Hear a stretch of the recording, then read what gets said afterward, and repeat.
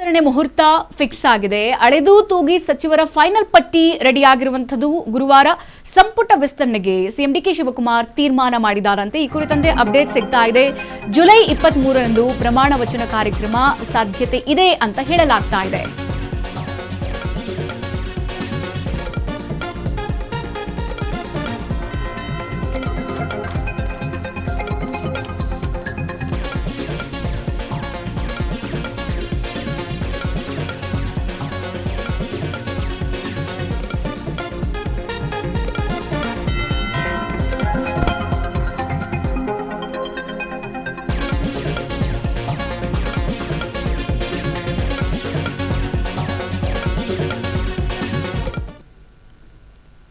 ರಾಜ್ಯ ಸರ್ಕಾರ ಕೊನೆಗೂ ಕೂಡ ಸಂಪುಟ ವಿಸ್ತರಣೆ ಮುಹೂರ್ತವನ್ನ ಫಿಕ್ಸ್ ಮಾಡಿರುವಂತದ್ದು. ಅಳೆದು ತೂಗಿ ಸಚಿವರ ಫೈನಲ್ ಪಟ್ಟಿಯನ್ನ ರೆಡಿ ಮಾಡಿದೆ.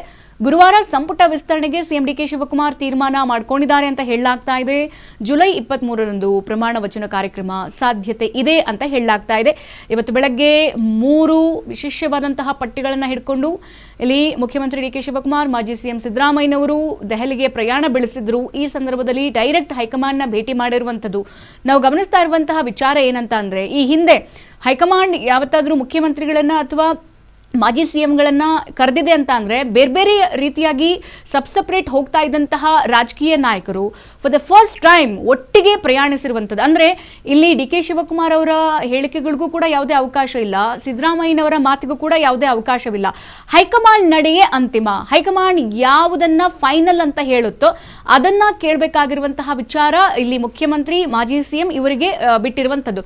ಸೊ ಹಾಗಾಗ್ಬಿಟ್ಟು ಈಗ ಸಚಿವಾಕಾಂಕ್ಷಿಗಳು ಯಾರೆಲ್ಲ ಇದ್ದಾರೆ, ಇರುವಂತಹ 20 ಮಂತ್ರಿಗಿರಿಗೆ ಈಗ 40ರಿಂದ 60 ಜನ ಶಾಸಕರು ಇರುವಂಥದ್ದು. ಸೊ ಅಷ್ಟು ಜನರ ಪಟ್ಟಿಯನ್ನ ರೆಡಿ ಮಾಡಿಕೊಂಡು ಇವತ್ತು ಬೆಳಗ್ಗೆ ಡಿ ಕೆ ಶಿವಕುಮಾರ್ ಹಾಗೆ ಮಾಜಿ ಸಿಎಂ ಸಿದ್ದರಾಮಯ್ಯನವರು, ಬಿ ಕೆ ಹರಿಪ್ರಸಾದ್ 3 ಜನರು ಕೂಡ ಒಟ್ಟಿಗೆ ದೆಹಲಿಗೆ ಪ್ರಯಾಣ ಬೆಳೆಸಿದ್ರು. ಅಂತೂ ಇಂತೂ ಫೈನಲಿ ಬೇರೆ ಬೇರೆ ಕಾರಣಗಳನ್ನ ಕೊಟ್ಟು ಮುಂದೂಡಲ್ಪಟ್ಟಂತಹ ಸಚಿವ ಸಂಪುಟ ವಿಸ್ತರಣೆ ದಿನಾಂಕ ಫೈನಲಿ ಫಿಕ್ಸ್ ಆಗಿದೆ ಅಂತ ಹೇಳಲಾಗ್ತಾ ಇದೆ.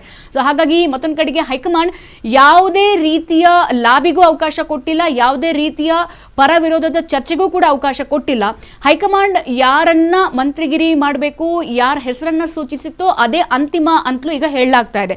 ಸೊ ಹಾಗಾಗಿ ಬಹಳಷ್ಟು ಜನ ಲಾಬಿ ರೇಸ್ನಲ್ಲಿದ್ರು. ಮತ್ತೊಂದು ಕಡೆಗೆ ಜಾತಿವಾರು ಲೆಕ್ಕಾಚಾರದಲ್ಲೂ ಒಂದಷ್ಟು ಜನ ಇದ್ರು. ಮತ್ತೊಂದು ಕಡೆಗೆ ಸಮುದಾಯವಾದಿಗಳಲ್ಲೂ ಬಹಳಷ್ಟು ಜನ ಕೇಳ್ಪಟ್ಟಿದ್ವಿ. ಆದ್ರೆ ಇದು ಯಾವುದಕ್ಕೂ ಕೂಡ ಹೈಕಮಾಂಡ್ ಮಣೆ ಹಾಕದೆ ಯಾರನ್ನ ನಾವು ಸೂಚಿಸ್ತೀವೋ ಮತ್ತೆ 60-40% ಅಲ್ಲಿ ಈ ಹಿಂದೆ ಬರೀ ಹಿರಿಯರಿಗೆ ಸಚಿವ ಸ್ಥಾನ ಹೆಚ್ಚಾಗಿ ಸಿಗಬೇಕು, ಹಿರಿಯರಿಗೆ ಮೊದಲ ಆದ್ಯತೆ ಕೊಡಿ ಅಂತ ಬಹಳಷ್ಟು ಮಾತುಗಳು ಕೇಳಿ ಬರ್ತಿದ್ವು.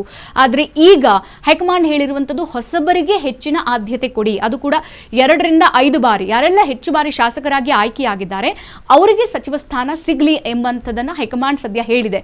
ಸೊ ಹಾಗಾಗಿ ಈಗ ಈ ಲಾಬಿಗಳಿಗೂ ಕೂಡ ಕಿವಿ ಕೊಡದೆ, ಮತ್ತೊಂದು ಕಡೆಗೆ ಈಗ ಬಣದ ವಿಚಾರಕ್ಕೂ ಕೂಡ ಕಿವಿ ಕೊಡದೆ ನೇರವಾಗಿ ಹೈಕಮಾಂಡ್ ಆಯ್ಕೆ ಮಾಡಿರುವಂತದ್ದು. ಸೊ ಹಾಗಾದ್ರೆ ಸಚಿವಾಕಾಂಕ್ಷಿಗಳ ಪಟ್ಟಿಯಲ್ಲಿ ಯಾರೆಲ್ಲ ಇದ್ದಾರೆ, ಯಾರ ಹೆಸರು ಮುತುವರ್ಜಿಯಲ್ಲಿ ತಳುಕು ಹಾಕೊಂಡಿದೆ ಅಂತ ನಾವು ನೋಡ್ತಾ ಹೋಗೋದಾದ್ರೆ, ಮೈಸೂರು ಜಿಲ್ಲೆಯಿಂದ ತನ್ವೀರ್ ಸೇಠ್ ಅವರ ಹೆಸರು ಮೈಸೂರು ಜಿಲ್ಲೆಯಿಂದ ಕೇಳ್ಬರ್ತಾ ಇದೆ. ಮತ್ತೊಂದು ಕಡೆಗೆ ಬಳ್ಳಾರಿ ಜಿಲ್ಲೆಯಿಂದ ಬಿ ನಾಗೇಂದ್ರ ಅವ್ರ ಹೆಸರು ಕೇಳ್ಬರ್ತಿರುವಂಥದ್ದು. ಚಿಕ್ಕಮಗಳೂರು ಜಿಲ್ಲೆಯಿಂದ ಟಿ.ಡಿ. ರಾಜೇಗೌಡರ ಹೆಸರಿದೆ. ಬೆಂಗಳೂರು ನಗರದಿಂದ ಆನೇಕಲ್ ಶಿವಣ್ಣ, ಹಾಗೆ ಹಾಸನ ಜಿಲ್ಲೆಯಿಂದ ಕೆ.ಎಂ. ಶಿವಲಿಂಗೇಗೌಡರು, ಮತ್ತೆ ಚಿಕ್ಕಬಳ್ಳಾಪುರ ಜಿಲ್ಲೆಯಿಂದ ಪ್ರದೀಪ್ ಈಶ್ವರ್ ಹೆಸರು ಕೂಡ ಕೇಳಿಬಂದಿದೆ. ಚಿತ್ರದುರ್ಗ ಜಿಲ್ಲೆಯಿಂದ ವೀರೇಂದ್ರ ಪಪ್ಪಿ, ಮತ್ತೆ ಬಾಗಲಕೋಟೆ ಜಿಲ್ಲೆಯಿಂದ ವಿಜಯಾನಂದ ಕಾಶಪ್ಪನವರ್, ಹಾಗೆ ಬೆಳಗಾವಿ ಜಿಲ್ಲೆಯಿಂದ ಲಕ್ಷ್ಮೀ ಹೆಬ್ಬಾಳ್ಕರ್, ಮತ್ತೆ ಚಾಮರಾಜನಗರ ಜಿಲ್ಲೆಯಿಂದ ಎ.ಆರ್. ಕೃಷ್ಣಮೂರ್ತಿ ಈ ಹೆಸರು ಕೇಳ್ಬರ್ತಾ ಇದೆ. ಸೊ ಬಹಳಷ್ಟು ಜನ ಲಾಬಿ ಕೂಡ ನಡೆಸಿದ್ರು. ಲಾಬಿ ಬಹಳಷ್ಟು ಜೋರಾಗಿ ನಡೀತಾ ಇತ್ತು.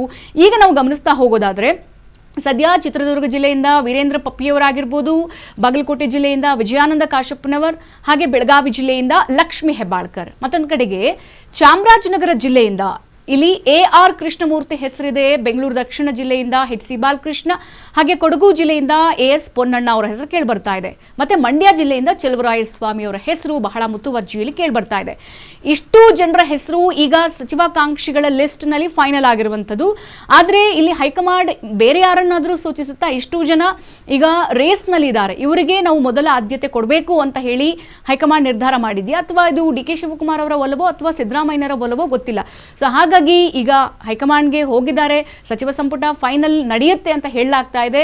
ಫೈನಲಿ ಡಿ ಕೆ ಶಿವಕುಮಾರ್ ಅವರು ಬಂದು ಯಾವ ಹೆಸರುಗಳನ್ನ ಪ್ರಸ್ತಾಪ ಮಾಡ್ತಾರೋ ಅದ್ರ ಮೇಲೆ ಇವರಿಗೆ ಕನ್ಫರ್ಮ್ ಆಗಿದೆ ಅಂತ ನಾವು